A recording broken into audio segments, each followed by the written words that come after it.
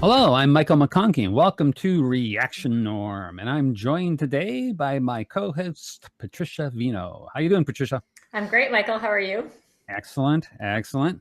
So this is our first substantive show. We did that in the first show, just sort of introducing ourselves and our hopes for what we want to accomplish with the show. But today we're going to actually look at some actual content. Yeah. And I've titled this, at least tentatively, Sex, Gender, and the BBC on Women's Sports. And so my thinking and around this, and this was your idea. You brought this to my attention as something we could talk about. My thinking is that there's kind of two things going on in this podcast, in this I guess podcast, this BBC podcast. On the one hand, they are sort of talking about challenges to women's sports, but I think there's a hidden agenda behind all this. So we'll talk about both these things.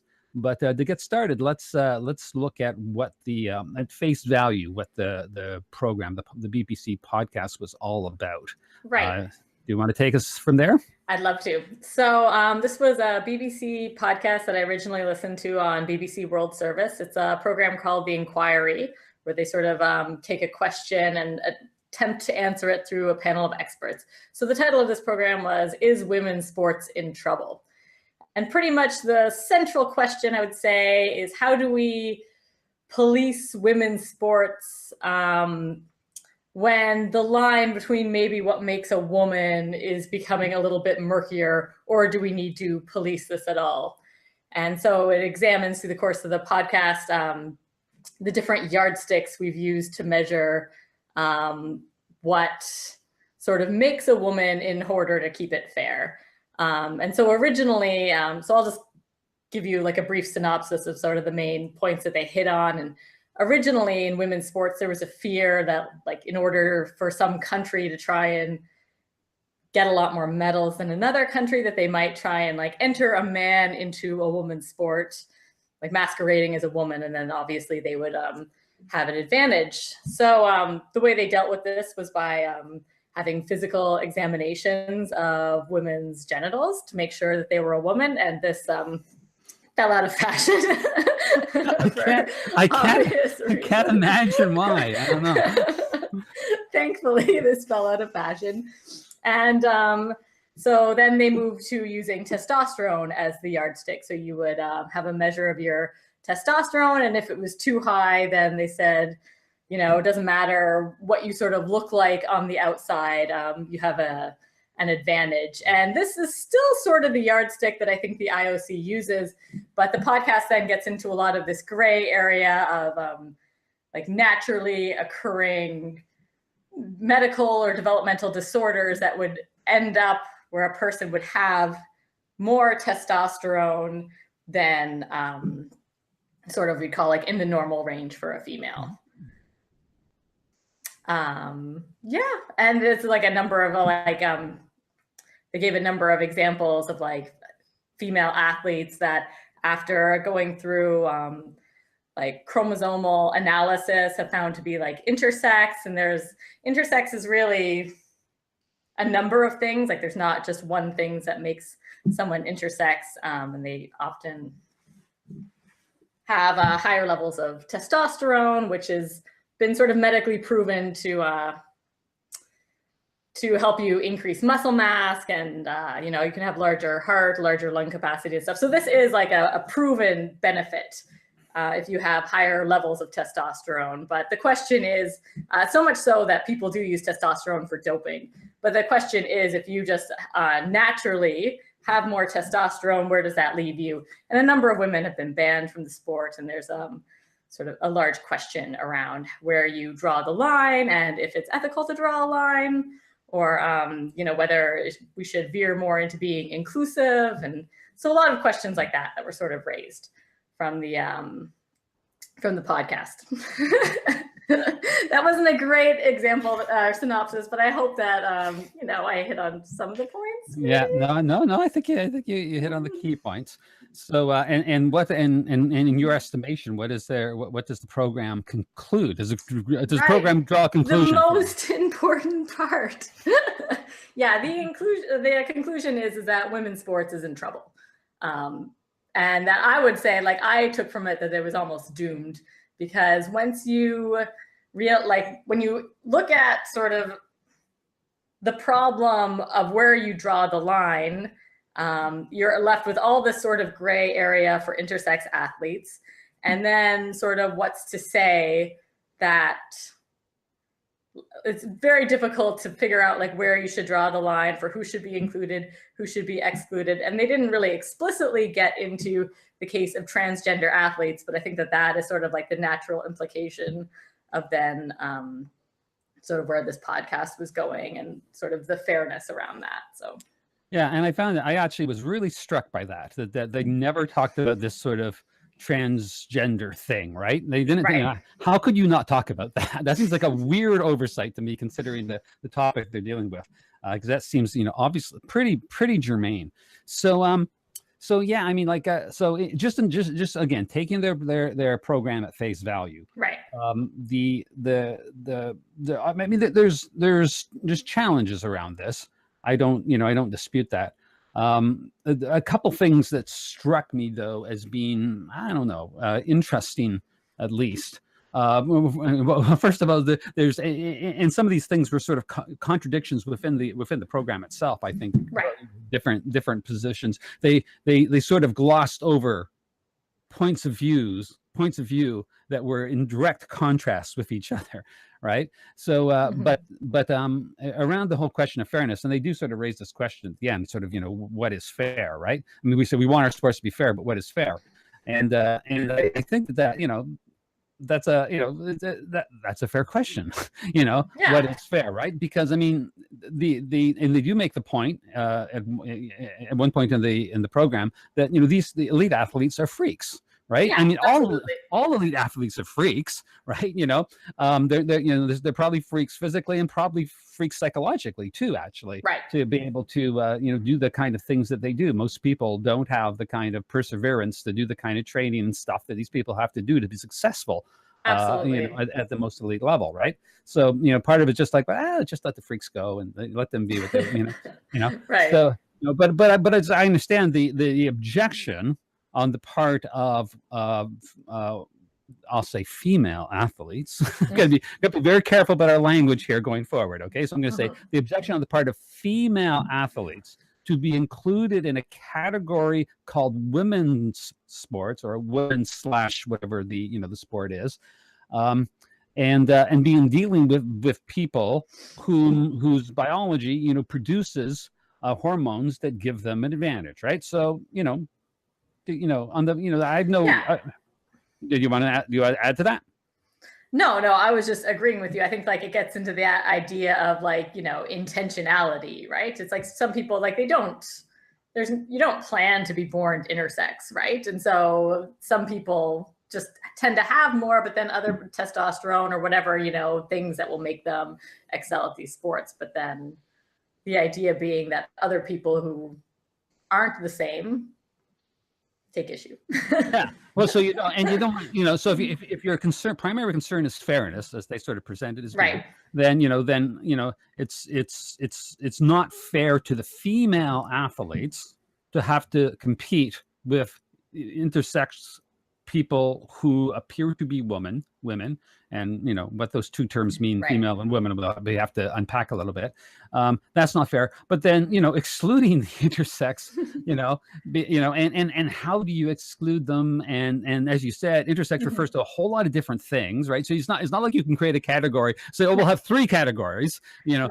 Men, women, and intersex. You can't do that because intersex and often all these different things. Yeah, and these women often don't know they're intersex until they blow everybody out of the water in some competition, and then people start asking questions, and they usually have to go in for like some sort of genetic analysis, and it comes out, and it's been really poorly treated. Like, I don't know how much the podcast, I don't think it got into it too much, but some people, like, there was this one for like the Spanish hurdler, Maria Patino, and sure, like after it came out, I think like her fiance dumped her. Like she kind of went through like all this personal strife, you know. So it hasn't been like a pleasant road. Like once this cup comes out and there's like, it's kind of an invasion of your privacy and whatnot, these sort of like forced testing. So, I mean, a lot of people would not even know. I mean, when you look at them, you would say that like, surely they have more masculine features, but I mean, we all know a few people like that, right? So. Yeah.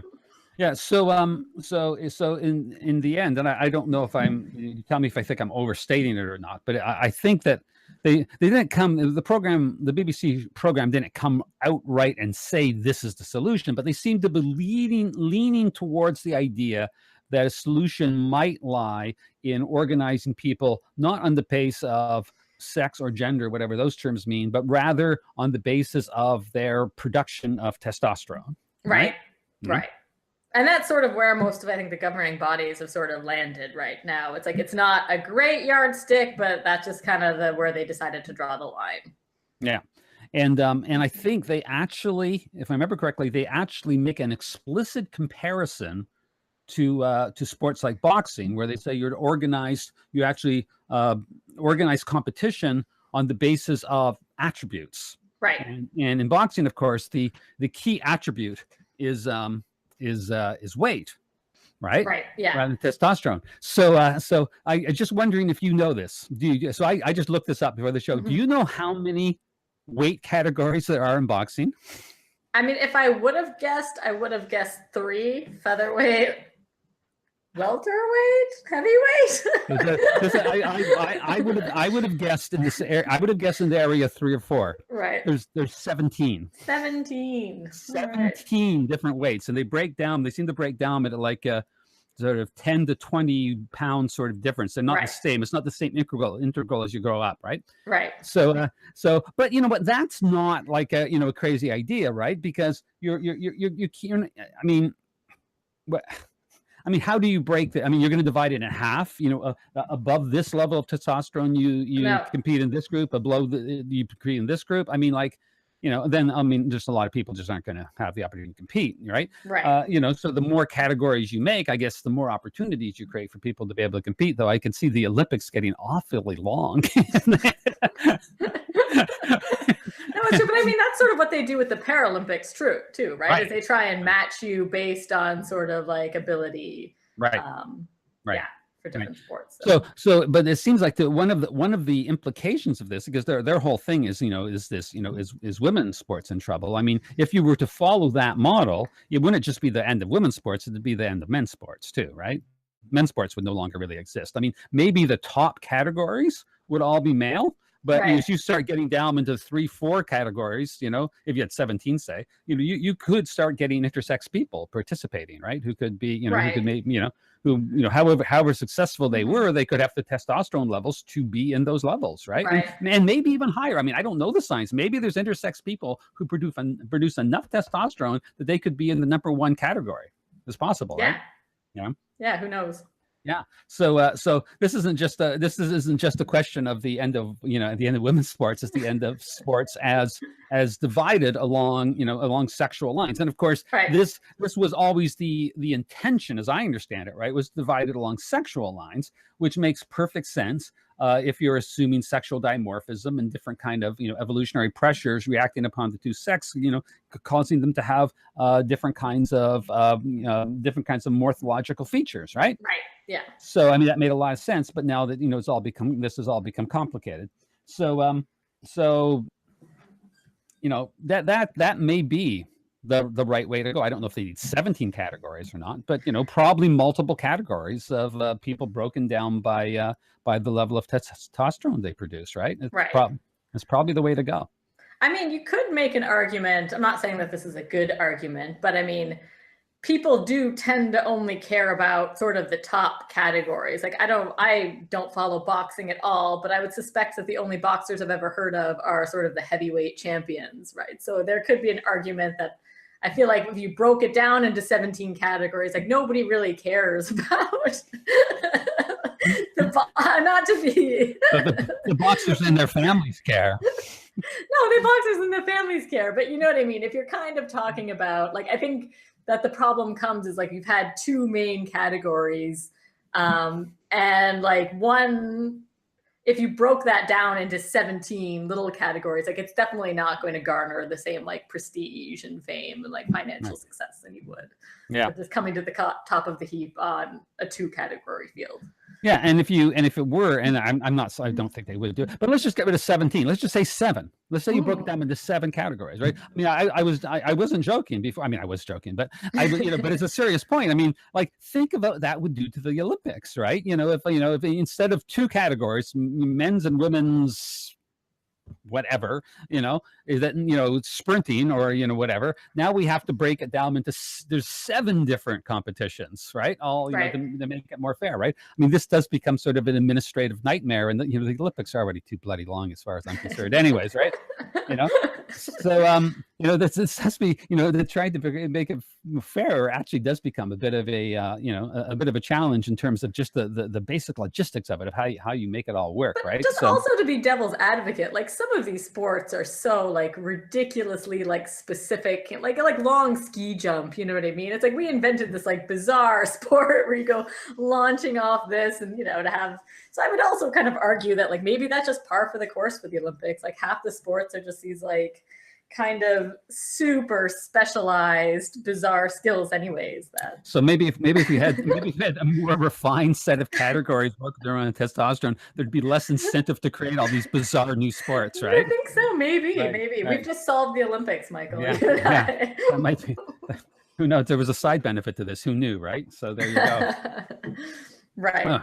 Okay, so that seemed to be the way that they're leading. That people they talk to seem to be leading that way, and Right. we seem to be okay with that as a solution, right? Right. Yes. Okay, so there we solved the problem. Now, men and women's sports are going to disappear, but that's okay, right? Maybe. I mean, while I guess what I was getting at before is while maybe the division between male and female made a certain amount of sense, at a sort of crude level, as you gain more knowledge about the important variables in terms of success in athletic competitions, maybe it makes more sense to find a different set of organizing categories than just basing it upon sex, right? Right.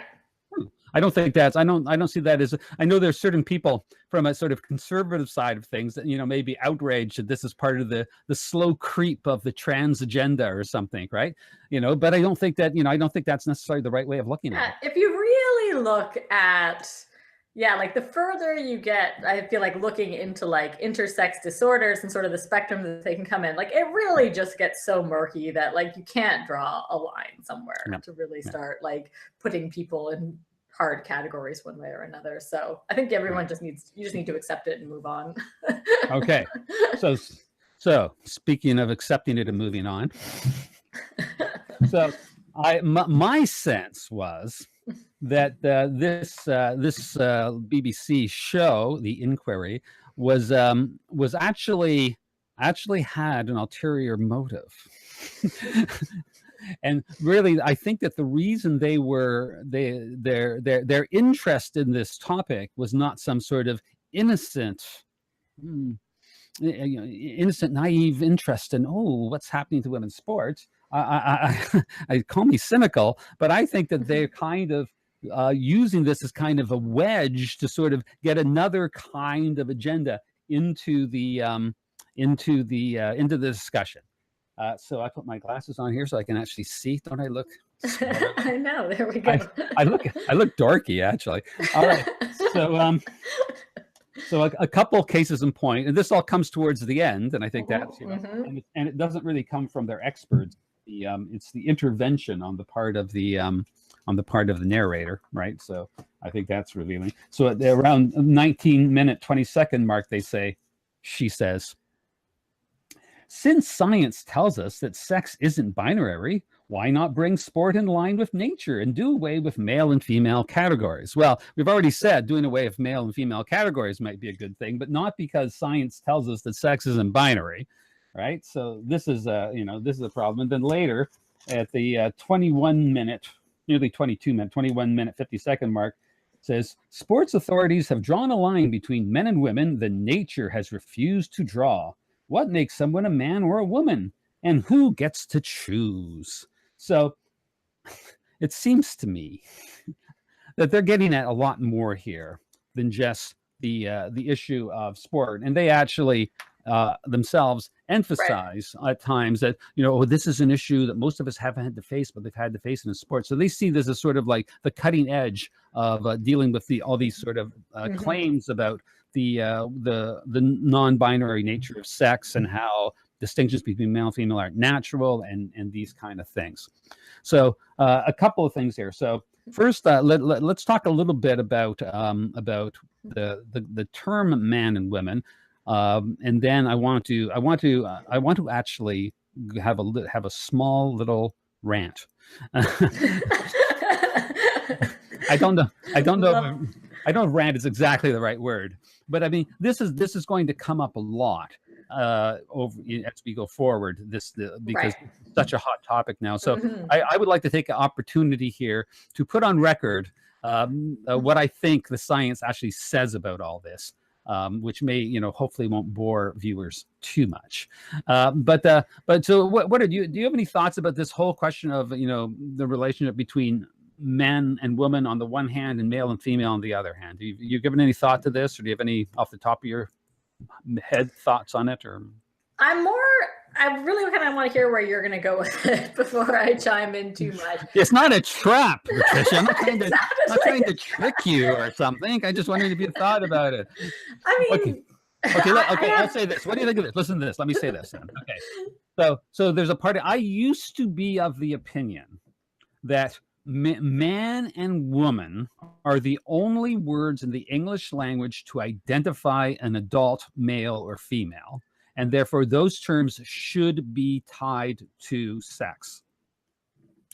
But I've been thinking recently, well, I don't know. I mean, like an intersex person who looks like a woman, feels like a woman, as they say that they say in the program, if you live your life as a woman, then you're a woman. Well, I don't think that's true. But nonetheless, if you have all the appearance of the woman, if you think yourself as a woman or whatever, and then you find out later in life that your plumbing's a little more complicated on the inside, or your chemistry is a little more complicated on the inside, and maybe you're not female, and we can in a moment we'll talk about what that actually means. Then I think it's still fair to call that person a woman. So you agree with that, right? Yeah, absolutely. Yeah. So I'm becoming a little less hardcore on that than I used to be. And of course, this doesn't touch upon the whole 93 gender thing, right? Right. No, we'll deal with that another time, right? We won't deal with that today. Though what I'll say here does touch upon this. So this whole question of sex. So I think a lot of the problems that arise here are due to kind of two related, not exactly identical dynamics. One is that we often confuse this. We often have sort of a social definition of things, which can fold into a biological definition, but actually isn't the biological definition. People get confused about that, and I'll explain what I mean by that in a second. And the other thing is that we tend to, and it is kind of related, but not exactly the same, is that we tend to sort of look at the human situation and imagine that it's somehow an exemplar for the biological situation, that what's true of humans must therefore be true across the board or something, right? Right. And neither of these things are actually correct. So going back to that, what I said before about thinking that the sort of folding the human into the biological, or the social perception of what something is, coloring our thinking of what it is biologically. So the first question to answer here is what is sex, right? If we're going to start talking, if we're going to be informed about sex, then we have to actually understand what it is, right? And I think most people, understandably, think that sex is coitus, right? That's because that's how humans do it, right? So that must be what sex is, right? But of course, that's not what sex is, right? Biologically, sex is, and everyone out there listen, okay? In Viewerland, please pay attention, right? Sex is the merging of two asymmetric gametes to form a zygote. That's what sex is, right? And the coitus among humans is a delivery system. It's a way of getting the gametes together. right? But that's not what sex is, right? Biologically, sex is the two gametes forming a zygote. And different species, including plants, right? Plants have sex, right? They have different delivery systems, right? So, don't get confused by, the delivery system with what the actual definition of sex is. Right. So, Like the opposite of sex would be like asexual reproduction versus sexual reproduction. That's what you're getting at. yeah, Right? there's different. Yeah, well, there's different. Yeah, like there's asexual or bisexual in a sense, right? You could say either, right? Sex is where you've got two different entities producing two different gametes, and they have to join together to create the zygote that's going to create a new member of that species. Yes. Okay. So you notice that the key word in there, for purposes here was the word two. Right? There's only two, right? So, and if you're, like most, like us humans, and I think most multicellular organisms are what's called anisogamous, which means that there's a big physical difference in the size of the gametes, right? The female one is very large, right? And the male one is very small, right? And in the case of humans, the egg is the largest cell in the female body, and the sperm is the smallest cell in the male body, right? So these are very distinct, and they have those size differences because they have different functional purposes that have evolved. You can also talk about sex in isogamous species, which are species that have gametes that are the same size, and they break down into two kinds. There's biparental and uniparental. Biparental means that the organelles, including the mitochondria of both, get mixed together into the zygote. Now, in that case, you can't really talk about individual sexes being involved because they're both doing the same thing. But even in a uniparental isogamy, where the gametes are the same size, when they join together, one of them keeps the mitochondria and the other abandons it. And so even in that case, when the gametes are the same size, they're still sexes. The one that keeps the mitochondria is female, right? So, there's no complication in nature about what's female and what's male. And where we get into this problem, I think, is that people get this idea that assuming that what's true of humans must be true of everyone, is they say that, well, the sort of rule of thumb among humans here is that 2 X's is a female and an X and a Y is a male, right? And if you have something different than that, then then obviously it's not binary, because there's these other possibilities that exist, and there are other possibilities that exist. But here's the key lesson, the second key lesson. Okay, the second key lesson: karyotype. The word karyotype means the inventory of your chromosomes, right? Okay, karyotype does not determine sex, and until we can get people to stop this red herring of arguing about what karyotypes you have and what that says about your sex, it's irrelevant. All kinds of other species that sexually reproduce have different kinds of karyotypes. Right? There's among Hymenoptera, like bees and plants, a lot of males only have a single sex chromosome. In birds and some snakes and butterflies, they have actually completely different sex chromosomes. They're not even called the same thing. They're called Z and W. And among the ZW species, they're how to say, like among humans, we say that the females are homogamous, which is to say they have 2 the same, right?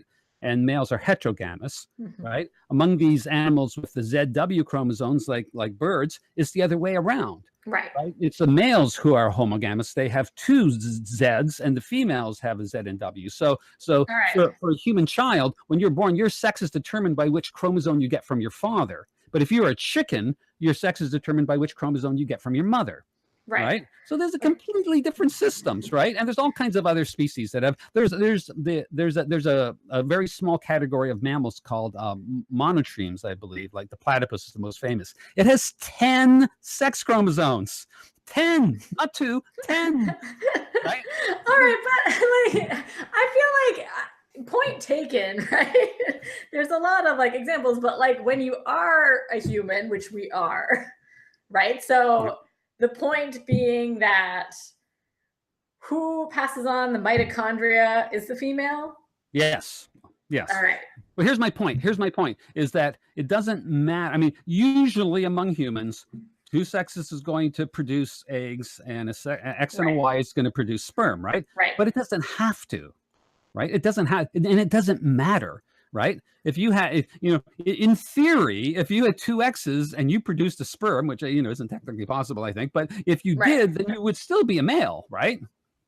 You would still actually be a male. And in fact, if you could, I mean, technically, right? Technically, you could take, I don't know if this is even technically, I don't know if this is actually scientifically possible or not, but, you know, we're probably getting there, but it's not, it probably is possible, actually. I don't even know. But, you know, you could probably take two eggs, two female eggs, and extract the DNA from one and put it into the egg of the other. And if you could do that, then technically, the female would be a male in a sense. Didn't those Chinese scientists do that with some sort of egg? They may have, right? I feel like that was something they do, not human, obviously, but with some sort of other creature, maybe a mouse. Yeah, I don't know. I would imagine it's possible to do that. I don't know. But I mean, just my point is that getting caught up in karyotype is really a red herring, and I think it's done to be a bit cynical. I think it's done on purpose because it allows people with a certain kind of agenda around these issues to muddy the water about what's true and what's not true, and they want to break down these categories for whatever reasons. I'm not going to speculate upon what the reasons are here, but this is it's just not true, right? To try and sum up with what you're saying, I think, is that sex is binary, but it's not binary in the XY distinction that we've made in humans.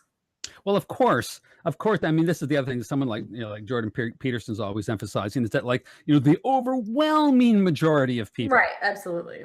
Are one end. The people will say, and they actually said in this BBC program, they said, "Oh, it's a spectrum, and there's way more people in the middle than we thought." Yeah, well, there may be more people in the middle than you thought, but there's still hardly any people in the middle. No, I think that's an important thing, to mention. Yeah. So overwhelmingly, I mean, this isn't really that big a deal because the vast majority of people, are female and identify as women, and the vast majority of people who are male identify as men, and so forth, right? Right.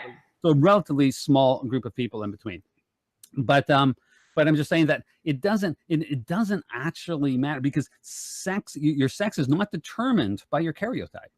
Across biology, I mean, within a particular species, you can say the normal karyotype for this sex is this set of chromosomes. But as a biological matter, across the biosphere, sex is not determined by karyotype. It's determined by the gamete that you produce.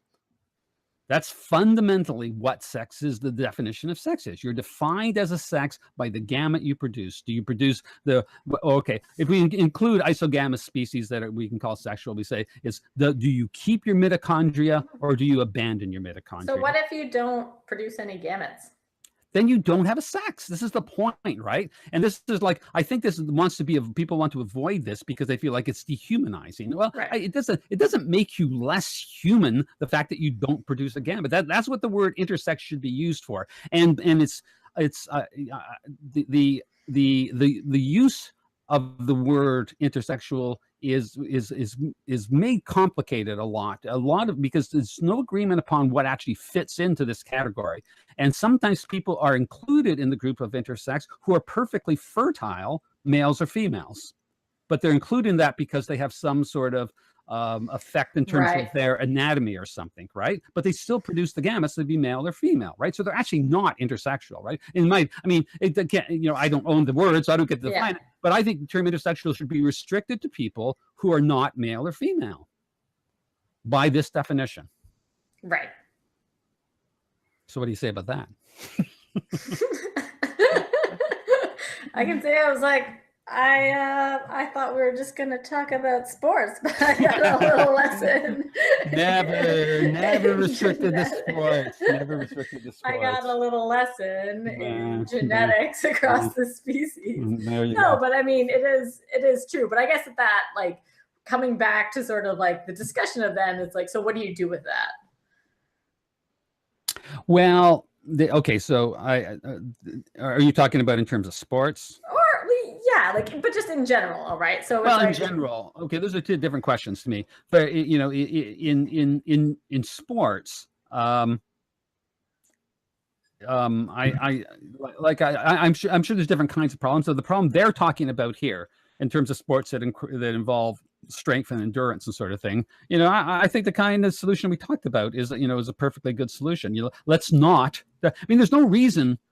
Like again, I said before, I think it's natural when they first started to divide it by sex. But it's not it isn't inevitable that dividing by sex is the most logical or the best way to organize competition, right, right? I mean, it's not necessarily, it might be, but it's not necessarily so. So have a series of, you know, 5, 6, 7 categories of, you know, different levels of testosterone or whatever you choose to, whatever you decide is the defining factor. I'm fine with that. I have no problem with that, right?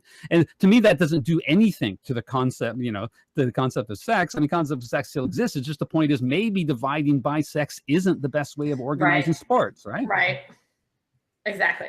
Now, the reason why this is important to emphasize, though, is because, like I said, I think there's kind of an ulterior motive in this BBC show, and I think that they're pushing this agenda, and there's this kind of this movement to kind of infect biology with this kind of political correctness around the idea that, you know, oh, there can't be any difference between men and women, and there's got to be all these different this different spectrum of genders or whatever, right? I mean, you know, that's a whole other discussion, right? And we won't do that Right. today. You know, the way, you know, the term gender. I mean, I mean, first of all, I actually, by the way, for anyone who's watching this, I actually wrote an article for Quillette magazine called "Why We Should Stop Using the Term Gender." You should go look it up, and give a bit of a history of how this term was sort of appropriated and some of the questionable motives behind its appropriation. I mean, it started as a grammatical term, but you know, I think back in the 20th century when it was used to distinguish just more masculine women and more feminine men, and there is a spectrum along there for sure, right?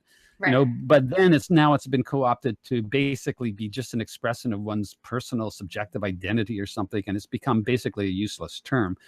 So there's different political agendas behind what's going on in this BBC broadcast, and I'm not no claim to know what they're, you know, to read their minds or know what their motives are, but it Right. seems to feed into this idea that somehow biology itself has to now become obedient to this kind of political correctness around rethinking the idea that, you know, sex is a real thing, and to eliminating discrimination Right. between the sexes and allowing freedom for trans people to be who they're going to be and all this kind of stuff. And I'm not even saying all that is bad, but No. polluting, infesting or infecting biology with this as part of your, you know, political agenda for whatever you believe is, you know, social justice or fairness or whatever, that's not good, right? History shows us that, you know, allowing politics to pollute science leads to bad stuff. So, and that's something that we'll talk about later. I mean, I sent you that link earlier today. So Yeah. I'd like to talk about that article and Perhaps the next week. and the, yeah, and the institute that actually is behind it. I think we should actually look more deeply into that. Maybe not next week, because I want to do a little more research on it. Right. But yeah, I do think there's a lot to say in terms of the sports thing. Not so much. I think they actually the BBC show is probably on the right path to a solution there. But Right. this branches into much wider areas with a lot bigger problems implied, and that's why I'm always prone to want to sort of Right. nip that thing in the bud when I see it. Right. I mean, I felt too that there was, if we're going to get into sort of like perceived subtext, whether it was what they intended or not, is I feel like there's a lot of dialogue about, you know, like women athletes should be paid like on par with male athletes, and, you know, a lot of the stuff and sort of like gender equality, you know, between the two things. But it seemed to me that there was a little bit of resignation to this thing that's like, so yes, we wanted to be like inclusive and everybody gets to be who they want to be, and like these are all like good positive things in society were moving, but it had consequences in other things, such as like female sports that maybe like we hadn't thought through or we don't know how to deal with. And it's almost like you've got yourself in now a problem. Well, not a problem, but you've got yourself in this like new area that, like we don't necessarily know what to do with. Yeah, and I think actually I do think it's a problem, and it's just an aspect of this larger problem, which I'm sure you're aware of, is that there's increasingly this conflict between the sort of transgender agenda and feminism, right? Yes, and exactly. Yeah. So I think you're right. I think that that concern was sort of haunting that broadcast. They didn't address it directly, but but I felt like the whole the tone had like a resignation that probably like exactly there was a large problem here with feminism, and you said it better than I did. So they were lamenting the end of female sports, but you know what? If we point out to them that it's probably the end of male sports too, they probably would be happy. I'd probably celebrate it. They probably redo the whole thing if they could say that the end of male sports, the great moment. There's the spin. There you go. All right, is that it? Do we have more to say on this? I don't think so. All right. So I think that was lively and interesting. It was. And now in future episodes, if ever the whole sex thing comes up, we can just sort of go watch episode 2. We already dealt with that. Okay. Exactly. All right, Patricia. Well, it was fun. Thank you, Michael. Yes, thank you, Patricia. We'll do this again soon. Talk to you later. Talk to you later. Bye.